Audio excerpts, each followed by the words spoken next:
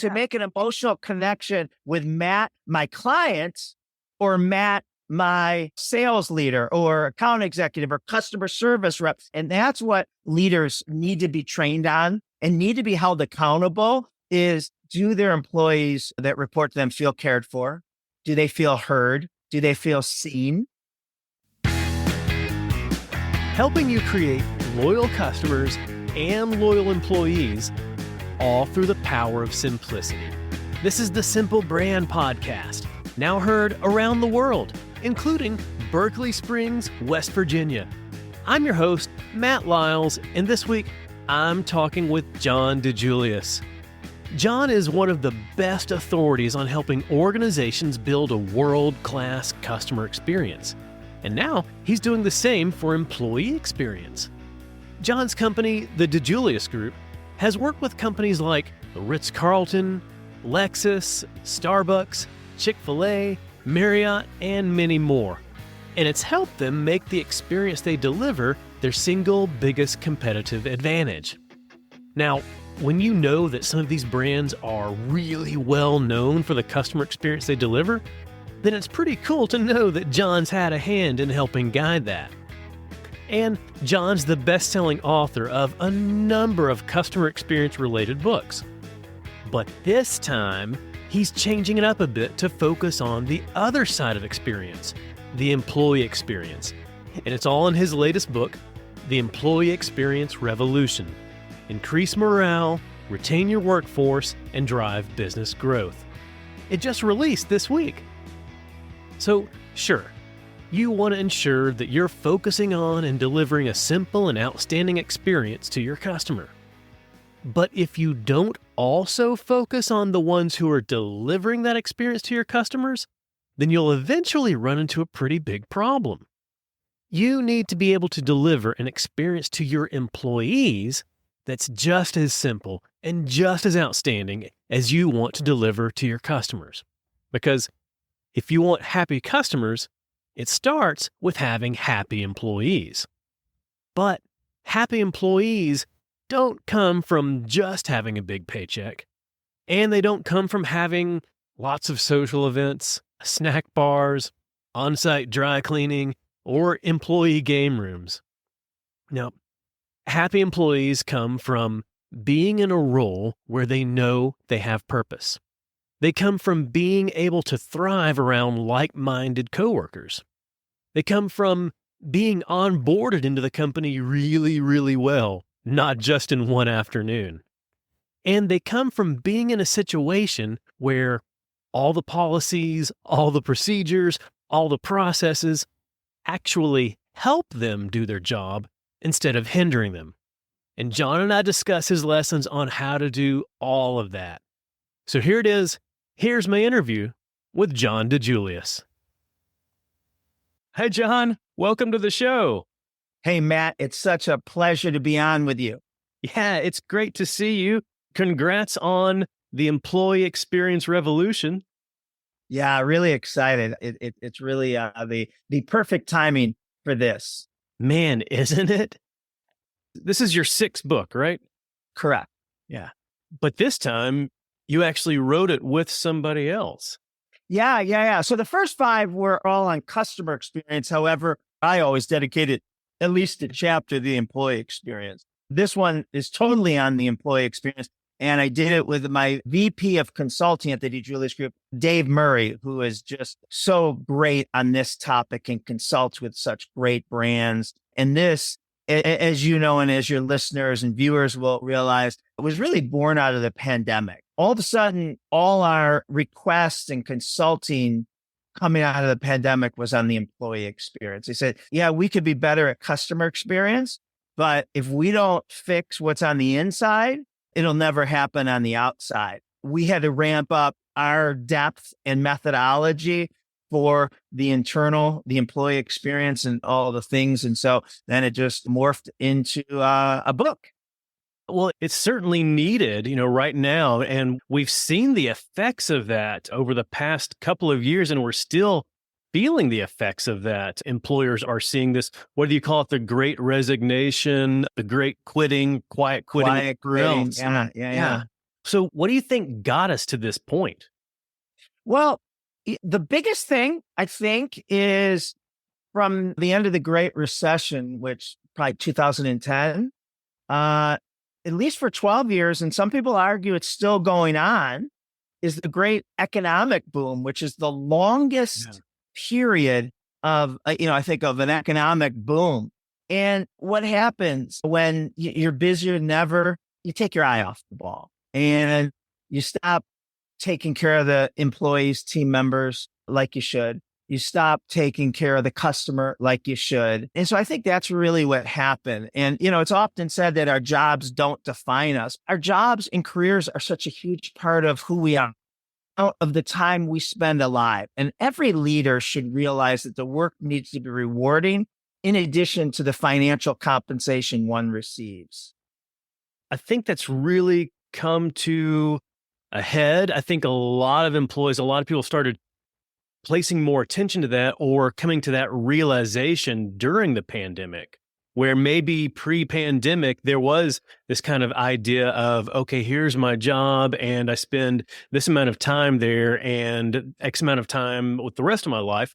But coming to a realization of, based on how much time we spend in our careers, in our jobs, maybe there's something else we can be doing to make it more meaningful to us. I heard this recently on a podcast. It might have been Scott Galloway's podcast, but he said that the US, and maybe it's more the younger generation, have adopted the European philosophy towards work. And you go over to Europe, you can't go anywhere between, I think, 2 and 4 because they're all taking a siesta. The Europeans maybe have it right, but they've never lived to work. The younger generation, and I'll be honest with you. So I read, while I was doing research for this book, that millennials canceled the word hustle. I'm like, what? Like, what do you mean? And I got ticked off, right? Because that's everything I've done in my whole life. I'm not smarter than anyone. Don't come from better, just like higher degrees, inherent wealth. What I've done to get where I have is I've outworked my competition. And I've preached that to my employees. I've preached that to my 3 sons. So when I heard that, I got like annoyed and ticked off, but I wanted to see what they meant by that. I didn't want to be the old guy, get off my lawn, these damn millennials and Gen Zs. No one likes to work anymore. Right. So I started researching and I was shocked at what I learned. Not saying it's right or wrong, but what I learned was that millennials and Gen Zs have had a front row seat to see their parents or grandparents work their tails off 40 to 60 hours a week. And then for a large percentage of that population, it never paid off financially, right? They were laborers. They worked hard. They worked well past retirement, maybe till the day they died. So that was viewed unsuccessful to them. But now let's talk about the percentage that it did pay off financially. And the big house and the big, all these things, that usually comes at a cost. Right. And that cost too often is relationships at home and divorce and not knowing your kids or not spending enough time. Who's to say that, at least my generation is right. And they don't want to do that. And I totally understand. And we have to build cultures that recognize that and they're different. Yeah, and I've seen a lot of this too over the past couple of years about canceling of the hustle focus, the hustle culture. And I'm curious if more of it is around people being more intentional with their time, recognizing, okay, I'm going to set up the right boundaries so that I'm going to place the right amount of focus in my work and my career, while still trying to ensure that I place the right amount of focus on my own well-being, my well-being with my relationships with my family and my friends, my spouse and my kids. Yeah. So I've started 3 businesses, over 150 team members, employees that work in them, and probably close to 100 of them are what we call the dreaded Gen Zs and maybe borderline millennials. And I will tell you, they are rock stars. So one of my favorite quotes to this is the currency for millennials and Gen Zs is purpose. And that was a silver lining of the pandemic, is it brought back how important the power of purpose, which, as you know, is one of my chapters in the book. And millennials and Gen Zs aren't willing to trade hours for dollars. But if you tie their job and bring meaning and purpose to their job, they crush it. They're not afraid to work hard, and they're not afraid to put in the hours if they see how it benefits the company in their direct line. So they're not these horrible, lazy, entitled employees, but they're not just going to work a shift with no meaning and purpose. And so that's what we have to do as leaders, is make sure we tie that in. When we talk about purpose and being like a purpose-driven company, or being able to show our employees and help them recognize the purpose, I think a lot of leaders will point out and say, well, I'm not a nonprofit organization. I'm not a hospital. So we don't really have a purpose like those organizations. What would you say to a leader who has that viewpoint? Go in and speak to employees at Apple and those great Lululemon, all these great brands who are one of the, Apple's probably top 5, depending on the day in valuation, and Disney or whatever these companies are. And they feel a purpose, and the company's doing pretty well, top and bottom line.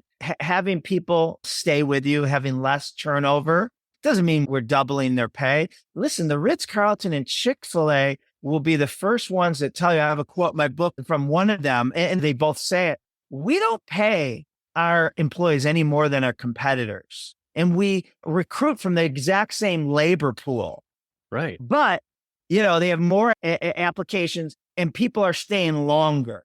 And so a lot of people listening to this might say, well, listen, in my type of company, frontline, customer face, whatever it is, people don't start and retire 30 years later with a golden watch, right? These are temporary transitional jobs. Well, I have 2 things for that. One, I understand that. I have that too. So if you figure out what that tenure is right now in your frontline position, maybe it's 8 months. Okay. If you can get that, if you can move that needle to 12, 13, or 14 months, that is huge. But the other thing is, you got to talk about the rags to riches. I just spoke in Vegas to a bunch of restaurant franchisees. And I said this, I said, hey, can you turn up the lights really quick? And I could see the audience. I said, how many people started off in the restaurant industry? And these are a lot of older people. They're franchisees. They're not in their 20s, right? They're probably mostly 45 to 75 in the audience. I said, how many people started off in the restaurant industry 20, 30 years ago, thinking that this was going to be a temporary transitional job until you got out of college, until something else. And Matt, you would have had to count the hands that didn't go up, right? That didn't go up. And that's the point, that we have to remember that if young Matt is starting tomorrow in any customer facing position job or customer frontline job, he's probably thinking, this ain't my job forever, or this ain't my company forever. And then we tell Matt, hey, Matt, I just want to let you know how important the job is you're going to be doing. But also, Eric, he started in your position 15, 25 years. Today, he's a managing partner. And so you got to paint that, hey, Matt, this doesn't have to be the job you're doing in 6 months. If you crush it, here's opportunities for you. And someday you could be Eric. That's the power of purpose. It's also the power of storytelling right there too. 100%. So being able to use storytelling to point to real life people, real concrete examples of people who have been in the same shoes as me as frontline employee, and show me how that person has moved and built a career there. And so I can now see myself in that same position. Matt, if you don't mind, I love that you just brought up storytelling. That's a big part of my book. So one of the things every great story, every great movie, every great book, every great presentation should have is 3 things: a villain, a victim, and a hero. Okay. Yes. And so leaders need to be able to tell that. So even when I go and speak to any of my companies' new employee orientation, I tell them why we started a business 31 years ago, 25 years ago, whichever business it is. And there's a villain, there's a victim, and a hero. And it's true. I say, listen, here's what was wrong in the world in our industry before we came. The victims were the employees because they didn't have job opportunities and they didn't have healthcare and they didn't have education. And the customers didn't get great experience and blah, blah, blah.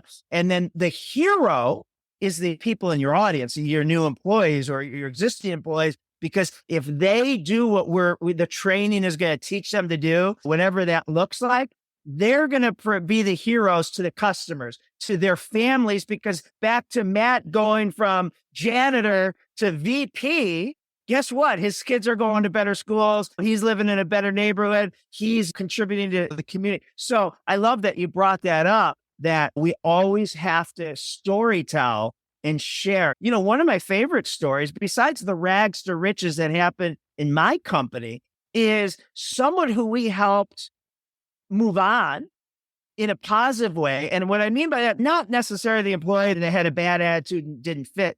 It's the employee who would say, hey, Susan, what's your 5-year goal? And she's honest and she says, I'd love to be working in this industry, totally different from ours. Yeah.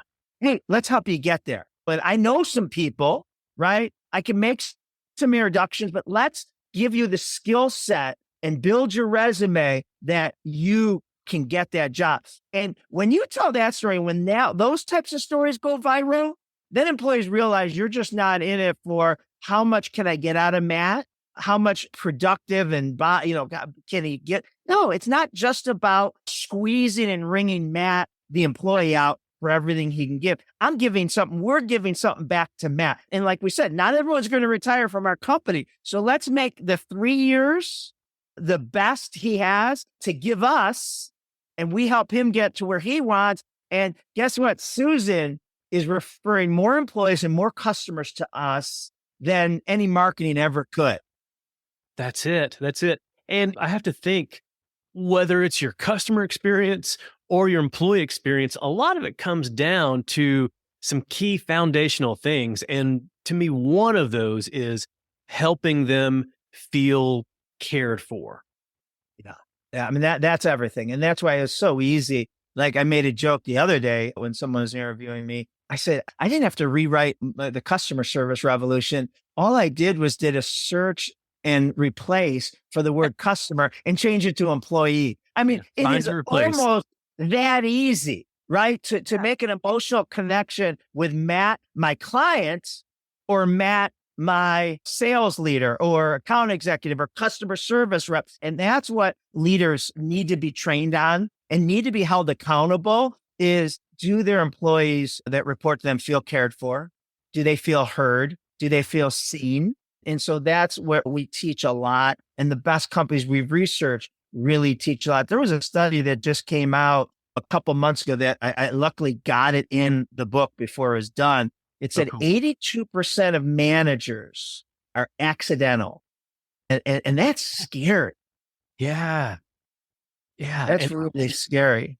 And one thing that's surprising to me too, I think, and I can't recall the exact stat in there, 82% are accidental managers, but then there's even a larger percentage than you would assume or think of. Yeah.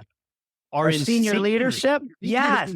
Yeah. I mean, that was shocking. But Matt, 31 years of being an entrepreneur, I'm guilty of that, right? I'm so guilty of that, all right, we're either growing or your leader moved on.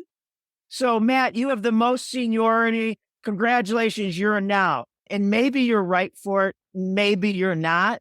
But let's say you could be right for it. But if we don't prepare you, give you any training, Monday, you are now leading people that last Friday you used to go out and have beers with. Yeah. Right. And we didn't set you up for that. And the other big mistake everyone's making there, and we've done it so many times, Matt is this awesome employee, crushing it, does everything right, yada, yada, yada. He loves where he works. He has high morale. So we promote Matt without any training, without any preparation, without teaching him all of the things. And now Matt is having resistance from what used to be his coworkers. Like, who the heck are you to tell me? You used to sit next to me, right? And then he's getting beat up maybe from his leaders, me or whatever. Say, Matt, why aren't you hitting your sales goal? Matt, why aren't these people, why do you have turnover? Matt, why? And now we've taken Matt, who used to have high morale and loved his job, to low morale and looking for another job. And 100% that's on senior leaders. Yeah. I mean, we took a great employee and basically threw him in thing to totally fail. So for senior leaders, if we recognize it, if we stop and look and say, oh, wow, you know what? A lot of our managers are accidental managers. We just put them in there and put them in this role without any training, any development. What can we do to turn that tide? What can we do to curb the existence of accidental managers? As you know, there's a whole chapter in there called Developing Emerging and Existing Leaders. So two separate things, but they kind of go together. Make sure we're giving training to our existing leaders, whether they're accidental or not. A study that I found that I talk about in the book is 90% of an employee's professional development with this one company, okay, happens within their first 3 to 6 months. Right? Orientation, onboarding, training. But after that, That's it. well, yeah, and especially with leadership. So making sure existing and future leaders get put through leadership training. Don't just say, hey, Matt is a good employee and maybe he raised his hand for that position. Let's start putting him through some training before we promote him. Let's put him on some projects and see if he's really committed, or that was just the flavor of the week for Matt. And next week, he's not really, that excited, or he has something more important in his life that he doesn't want to go into management anymore, because we find that out the hard way, and see how Matt does. But as you know, Matt, the best leaders become leaders long before they ever get the title. Right. And one of my favorite quotes to that is, go show the proper way, and when necessary, use words. If Matt's doing it and everyone's following Matt and he doesn't even have the title yet, it's an easy no-brainer then to make him the head of or director of. But let's make sure that we're preparing Matt for what you said, care before coach, modeling the behavior, going up to Denise and saying, Denise, how's Ken doing? And how's Jimmy, Billy, and Susie doing? A significant other and children, right? And if we expect them to give it to their employees, or we expect our employees to give it to their clients, they better be feeling it from us. Right. I don't know if you knew this or if I'd shared this before, but I have a really strong faith background. One of the quotes that I like, it's attributed to St. Francis of Assisi. I don't know if he actually said it or not, but he said, preach the gospel at all times. When possible, use words. I think that's where my quote morphed from. And it's not my quote. I forget where I heard it, but go show the proper way and necessary use words. I think that's a more of what you just said. Yeah, it is. And so to me, that speaks so much to the fact that more is caught than taught, instead of just communicating it to somebody, instead of just telling somebody the way, it's showing someone the way through modeling the right behavior. Yeah. I have a word of the year that I advertise myself. And so every October or November, I anguish over what next year's word's going to be. Yeah. And one of my favorite words I ever used, and I think it was around 2019, was the word encourage. And Nice. It's nice, but it's kind of how you stumble into it. And so I stumbled into when I was writing my last book, the word encourage, the Greek meaning is to make strong. And I don't know why, but I had this epiphany, encourage. And then I started looking at the word encourage, right? E-N, courage, in, I-N, courage. Then I moved I-N after the word courage, to make others strong, to put courage in others. And I was like, oh my God, like as a leader, That's it. as a spouse, as a father, as a human being, that's what our job is, to make others strong, to make my sons, my employees, to think that they can do ridiculous things because of the self-esteem they have, because of what I've contributed to their self-esteem, that they go do things that no one ever thought was impossible. right? So it's like that. And that's one of my leadership words is we have to encourage others. We have to make others strong. Yeah. Yeah. Helping them understand and see the potential that we see in them that they may not recognize. And it's like, Yeah. maybe you're not here yet, but you can get here. And here's how. Yeah. Yeah. I'm going to help you. I'll give you whatever support you need. And tell me what you're willing to do. Do you really want to get there? Do you know what it takes? I mean, there's a difference. So let me tell you, Matt, from my experiences, what it takes for someone at your level to get to that level, right? 3 levels up, you're saying someday you want to be. And then some people say, oh, maybe not. And that's so fine. And other people say, what do you tell me? I'll do that. And now they've just committed to the extra work, the extra reading, the extra whatever, no different from a high school athlete that wants to make varsity in his freshman or sophomore year. Hey, that's great. But you know what that entails? That entails summertime, going to camps. That entails getting up at 6 a.m. I'm not telling you have to do this, Johnny Jr., but that's what it's going to take. You're the one that determines if that's possible. It's July. Have you gone to any camps? Oh, no, I've been really busy. Hey, that's fine. That's fine. Just understand that hourglass is running out of time that you could gain on others. And they're doing the same thing right as you right now, partying and sleeping in late. And we're morphing to parenting now, but it all is the same thing. It really is. It absolutely is so very similar. So this speaks to something that I think more companies are starting to do. They do it with customers, but some of them start to do it with employees as well, is laying out the journey for them. Yes. If you want to get to this point, if you want to get to a senior executive role, here's what that journey looks like in your first 6 months. Your first 2 months, your first 3 years, and so on. Yeah. New Day, a USA, a mortgage company serving veterans. I give an example of exactly that in the book, and they show you how you're going to get to, but it might not even be leadership. It could be like, all right, Matt, you're the young 24-year-old account executive joining.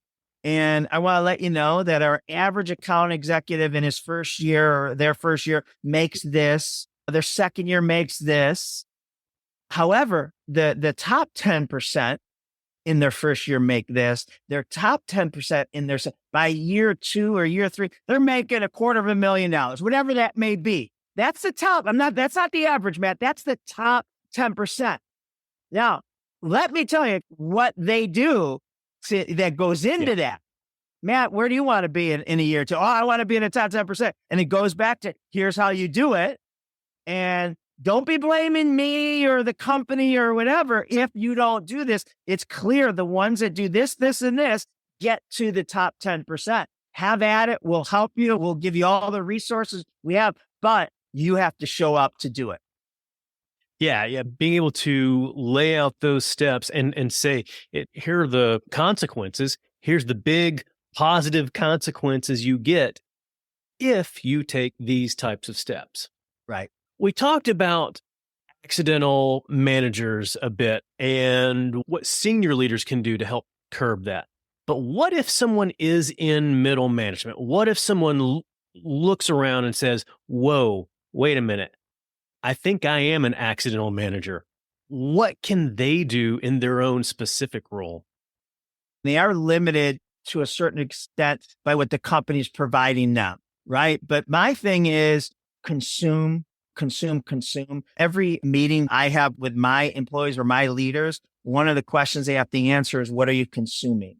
And consuming today has never been easier. Matt, people don't believe me when I say this, and you're probably the same. I consume close to 2 hours a day of professional development. When I get up and I work out, I'm listening to a podcast. When I go to the grocery store, any drives or flying, I'm listening to an audiobook. I'm listening to another podcast, and I'm making sure that on the planet, there's not a human being that knows more about my expertise than I do. And that's what everyone has to take on. And I ask them, what are you consuming? What have you learned that you could share with us that makes our methodology better? What can you bring to your clients that no one else will be able to tell them? So they got to be consuming. But again, they have to be building leaders. Great leaders build a future great leaders. And one of my favorite things is, and this is in the chapter of creating an employee experience that retains them. And I like to talk about building a moat with sharks around your rock stars. If you come knocking at the door of trying to recruit my rock stars, pay by itself isn't going to attract them. This is the DiJulius Group's leadership mission. And we advertise this to our employees during the interview process, during orientation, and then often throughout their career. And the reason why we advertise this is more to make ourselves accountable. But the DiJulius Group's leadership mission is we want you to make paychecks more than you ever thought possible. Yeah. However, we want you to feel the money you made was the least valuable thing you received from this company. And so when I say that to you as an employee, two things. Do you have the potential? Are we helping you make really good money? But number two, are we giving you the other things, the skill set that not only helps you make that money, but makes you a better significant other, makes you a better human being, things like that. So one of the things that we talk about that our employees really brag about is we help try to focus on training the whole person. And this isn't just leaders, this is employees. And training the whole person is more personally. And so we try to help develop the 5 F's. And the 5 F's stand for typically the things that are the highest New Year's resolution that, by February, you're not doing anymore, right? Finances, fitness, family, faith, and fun. And so what we do there, and this costs us anything. We're a little company compared to, the huge Fortune 500 companies. But what we do is we'll say, listen, at our next company meeting or on June 12th, we're going to have a Zoom that's optional with a mortgage lender who's going to talk about how you can buy your first house or your next house. Fitness, we'll bring someone in. There's some of these that we have an internal resident expert that's pretty good that we can teach, but mostly we bring in outsiders and we don't have to pay these people because a few years ago, we had 19 employees buy their first house. That mortgage lender did pretty good, right? Yeah. So we don't have to pay them to become guest speakers because of the opportunity. And our employees are really appreciative that we care about these other areas of strength. And again, if it might be a book club, and we might only have 5 or 6, but those 5 or 6 are doing it and they're enjoying it and they're encouraging each other. To me, that helps people recognize that you care about them outside of just their cubicle walls, so to speak. Right. And again, it's not just about how productive and profitable you can make me. Right. You care about the whole package, like the entire aspect of somebody else's life. Right. And that's what that second part of our leadership mission is we want you to feel that the great money you made was the least valuable thing you got from working here. That helps with your employee culture. And then as you're bringing new employees in, as you're recruiting them, that's a great tool to help them understand the culture and what it's like to work there. But when we think about employee experience, a lot of times it goes a lot further than what we define as employee experience. And it begins a lot earlier. It begins with that recruitment experience. So talk to me about recruitment experience and what companies can do to ensure that they're delivering the right recruitment experience. Yeah, man, I'm not even sure, even in my company 20 years ago or 10, 15 years ago, we had a recruitment experience, right? Our interview process was more to make sure we didn't let wrong fits get by. So it was more of a scare tactic or do you understand the standards? But I wouldn't say it was a recruitment experience. And the reason why recruitment experience is so important today is, as you know, and everyone listening, watching knows that 5, 10, 15, 50 years ago, when we were young and we heard someone was hiring locally, we were in high school, college, or just after, we'd interview and hope we got the job. Yeah. Today, it's totally different. I mean, listen, everyone knows, especially the candidates interviewing, that it's an employee market. Right. And that companies need employees more than ever. So my son, who just graduated from college, he's interviewing at 6 different companies, and it might be 6 different industries. And so now if someone's interviewing, or when someone does, I want them to, when they go to the next interview, it pale in comparison. Or they just say, you know what? I have an interview this afternoon somewhere else. I'm canceling because I hope I get this job, instead of looking for the best deal. And then listen, whatever the best deal is, it might be $1 or $10,000 more on their paycheck. It might be flexible schedules, work from home, evenings and weekends, whatever that may be. That's going to be important to them. But we want them to be more worried that they don't get the job now. So, having a recruitment experience of the presentation of what this company stands for, of raising the standards of, listen, Matt, this isn't for everyone. We're not for everyone, nor do we want to be. We're for 3% that are willing to work the hardest, but here's what they get out of it. And then a part of the recruitment experience is, yes, turning you on to what this company is capable of doing, the rags to riches stories that we talked about, all that. But then the second part of our recruitment experience is making sure you're right fit, being honest with you of what it takes. It's not for everyone. And then making the interview process ungameable. And what I mean by that is it's easy for anyone to go in and fake it for 30 minutes, So tell me your 2 biggest weaknesses. Yeah. Right. I'm a workaholic and a perfectionist, right? Bam, I nailed that. But I've learned from great companies how to make the interview process ungameable, where when they're interviewing people, the candidate doesn't know what they're really being judged on, or they think they're being judged on this. So one of my favorite processes I learned decades ago that we've been doing is the first round of interview. And the sad thing is, people are listening to this saying, what do you mean the first round of interview? That's the only thing we have is one round, right? You don't have to finish filling out the application. Can you start tomorrow? Which, when I do that to you, Matt, I start losing credibility. Because if I'm saying, Matt, you don't have to fill that out. Can you, here's an apron. Here's, your name tag. Start tomorrow. And all of a sudden you're like, do I really want to work at a company that, that's right. So some great ones. One is being cost effective with our time. If we had to hire someone 25 years ago and we want to interview 10 people for, that 1 or 2 job to hire, we would take 10 individual hours, which isn't cost effective. And then think about today, I hear all the time, people don't show up for their interviews. So I blocked off an interview with you and then you don't show up and I just lost that hour. So I love this is the first round of interview is a group interview. So you have all 6, all 8, all 10, or the 8 of the 10 that show up, right? Okay. So you didn't lose an hour, you didn't lose 9 hours, and you have an interview, and you're kind of explaining to people, this is the job, and kind of non-negotiables. And somewhat it's kind of scaring them away. Some don't opt in for the next interview, and that's awesome, because I don't want to find that out in 3 months when they're like, oh, this isn't what I expected, and vice versa. And now we both are back at the drawing board. We're interviewing, they're back interviewing too. So a lot of times we'll say, hey, tell us a time to the 6, 8 people. Start the time when you went above and beyond for whatever the questions are. We really don't care what the answer is. Now, the candidate thinks that's what they're being judged on. Who has the best above and beyond story? Who has the best?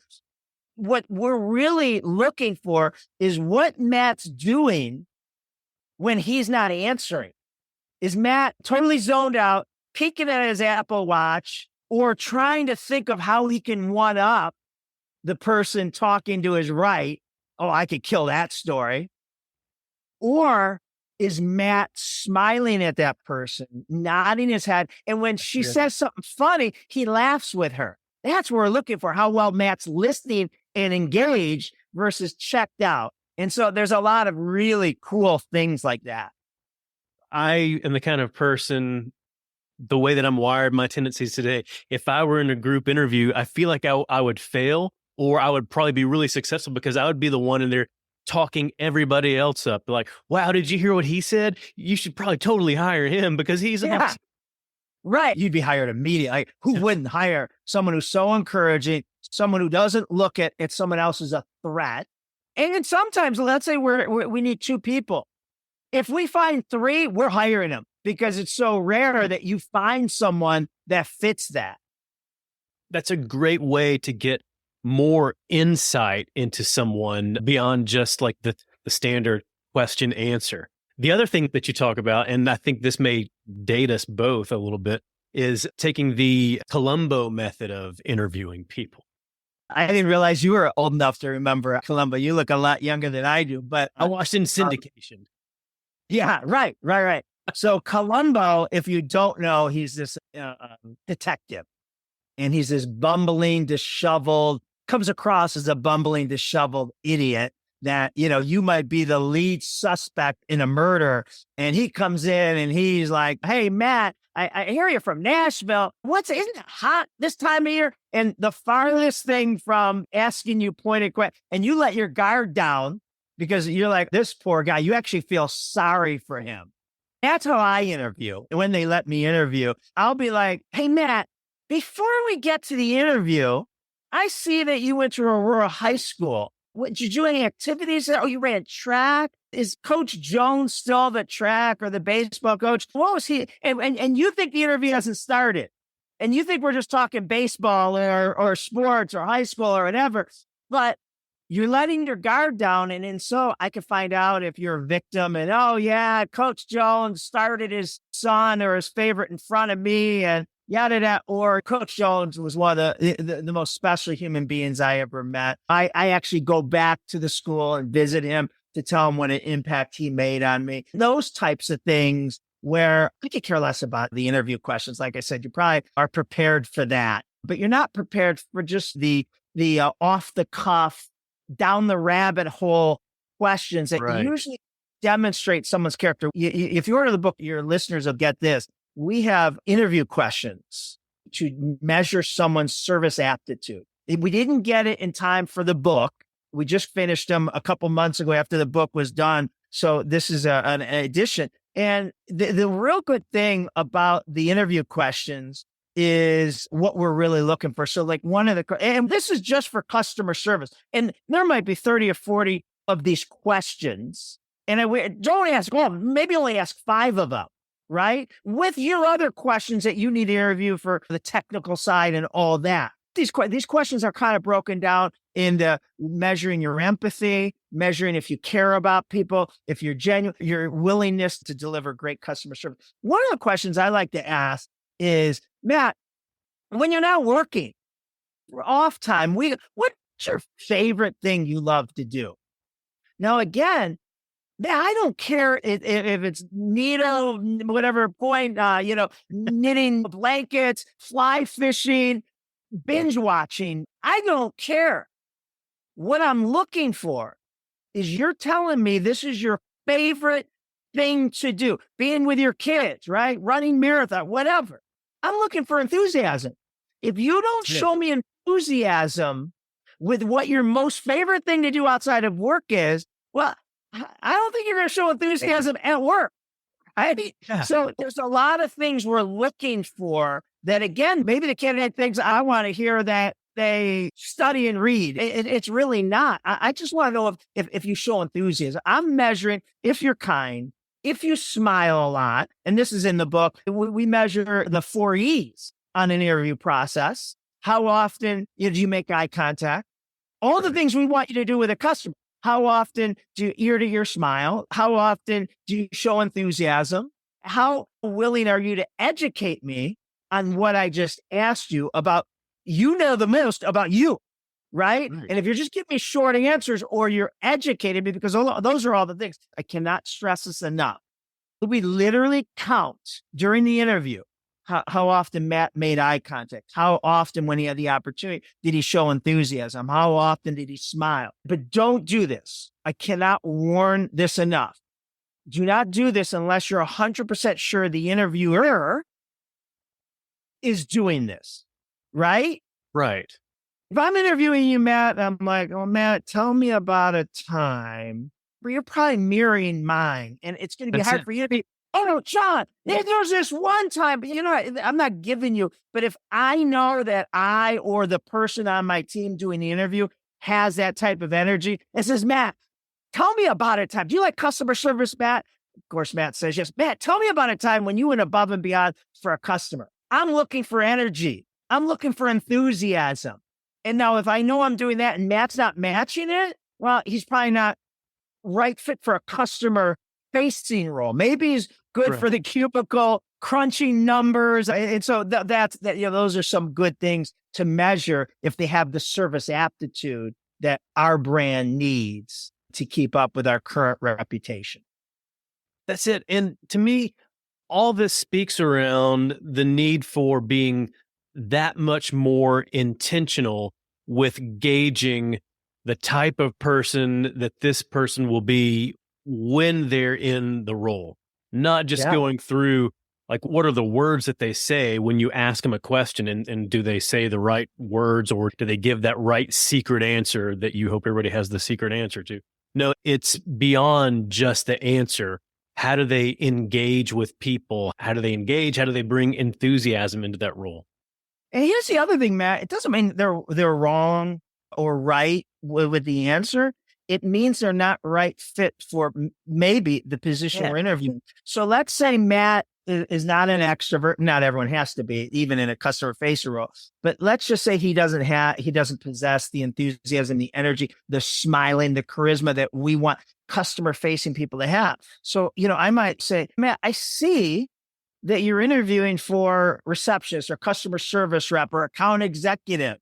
Have you ever thought about, we have a position open for research or data entry or finance, right? And Matt might, light up, say, oh, I didn't know those were available. Matt might have been looking for a job in your company. Yeah. And Matt has value. Matt's wicked smart, and he would crush those positions. So it doesn't mean Matt's not right. He's just not maybe right fit for that position where we expect him to be Snow White on stage every day, smiling and shaking hands and kissing babies. No, that's not for Matt. But we do have, Matt, I love your resume. You do get excited when you talk about numbers. You do get excited about when you talk about AI and ChatGPT and finding research and writing articles. We have a position for that. And all of a sudden now Matt lights up. So it's not about saying, Matt, you're wrong and a horrible in their mind. It's not that we're judging Matt that he's wrong because he's not a people person. It doesn't make him wrong. It just makes him not right fit for a customer facing role. Right. And that speaks to, what was it? Jim Collins, getting the right people on the right seat on the right bus. Correct. So that's all around being intentional and making sure that you're delivering the right recruitment experience.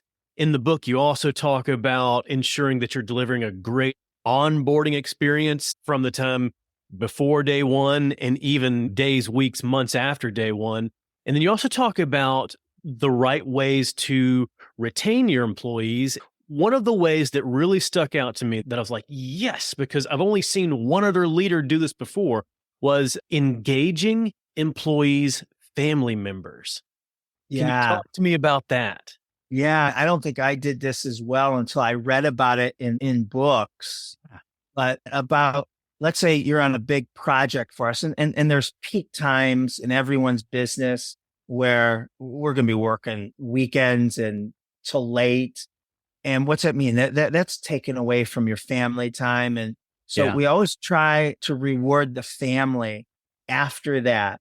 And, there's so many great examples, but it could be sending him a video saying to your wife, saying, I just want to let you know what Matt did for the last 2 weeks, 2 months. All right. Let's think about accounting during tax season, right? Probably February 15th to April 15th, and being able to tell them what they were able to do for the client and the impact they had on the company. And we are just so fortunate, but we want to thank you, his wife, her husband, the kids, because we know that you made the sacrifice to allow Matt to do this, to go above and beyond, to work his tail off. And so there's examples of, we did this one year after our peak season, is we bought everyone a cleaning service, get their house clean. Well, who's the most happy with that? Typically the person that's running the house, right? Okay. And they love that. And they brag about that than almost anything else. But it's little things like that of showing appreciation to the family, writing the family a letter or a video that they could show. And then Matt comes home and he didn't know that was sent to his family, and his family's watching this video, and his family's, a lot of times a family doesn't understand how hard people's jobs are. Or wait, I don't understand how hard my spouse's job is, right? And then whenever we have them together, like at an annual holiday party, before we recognize the employees, we ask for all their significant others to stand up. And then the leaders give them a standing ovation, because we know it couldn't have been possible if you didn't allow them to do something they love, but also work, at certain times a year, travel. Maybe their job is traveling. Maybe their job is this. So we just try to do a couple things. One, show them appreciation, but also teach them about their family member's job and the extent that they go to, how hard they work, and the impact they have. Now they're, next week when they say, honey, I got to go away, they're a little bit more open, forgiving to another trip. Yeah, that's it. We've talked about the fact that so much of customer experience and so much of employee experience is around helping people feel cared for. And when you engage with an employee's family members like that, you're helping their family members feel cared for too. And so that's just doubling that amount of care. Yeah, it really is. And so we've been fortunate to have a lot of children of employees and significant others or family members apply and work for us as well. I mean, that says a lot. If your significant other applies for a job, you must be pretty happy. I'm pretty sure you're not out looking and interviewing.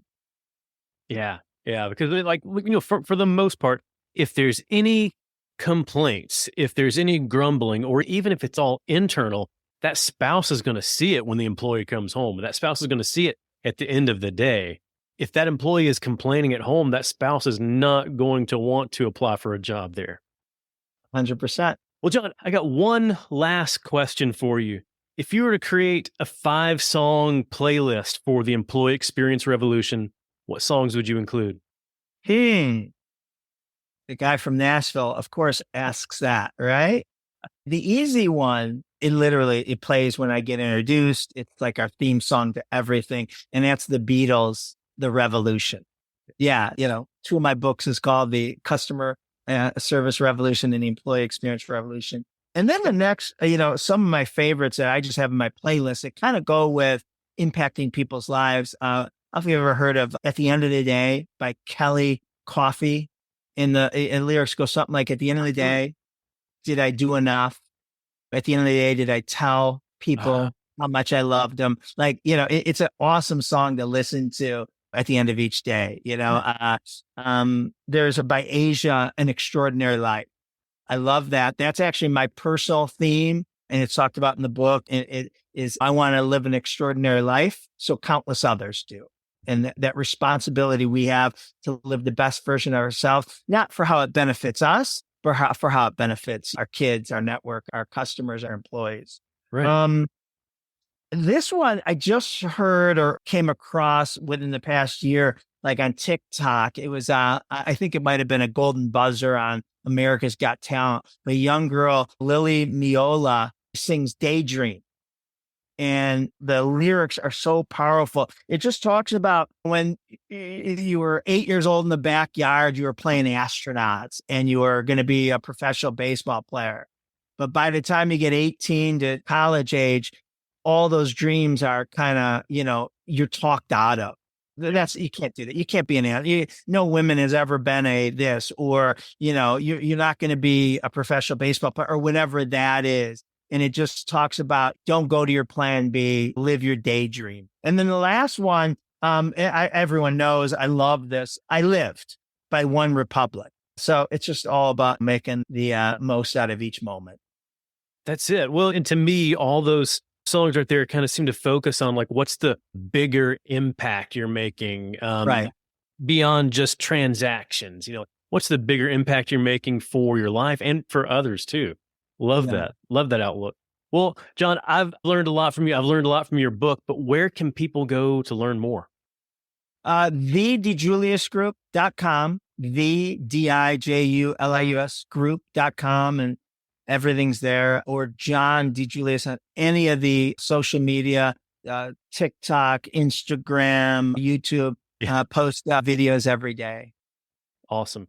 Excellent. Well, John, thank you so much for your time today. Thank you, Matt. It was a pleasure being on your podcast. I hope you enjoyed my discussion with John DiJulius. You can learn more from him at thedijuliusgroup.com. From consulting to keynotes to John's customer experience and employee experience academies, you'll find lots of opportunities for John's team to help your brand create exceptional experiences for your customers and for your employees. And if you're enjoying the Simple Brand podcast, go ahead and hit the subscribe button. It's going to make it so much simpler for you to get future episodes like the next one featuring David Avrin. David's another leading voice in the customer experience realm, and we'll be discussing lessons from his latest book, Ridiculously Easy to Do Business With, a practical guide to giving customers what they want, how, and when they want it. Now, if you've been listening to the Simple Brand podcast for a while, then you know David's book is my jam. Before you try to deliver a wow experience, before you try to deliver an amazing experience, you've got to be able to deliver an experience that makes your customer's life easier. And David gives you over 25 actionable ways to do that in your brand. So go ahead and subscribe. You'll automatically get David's episode as soon as it's live. Until then, keep it simple.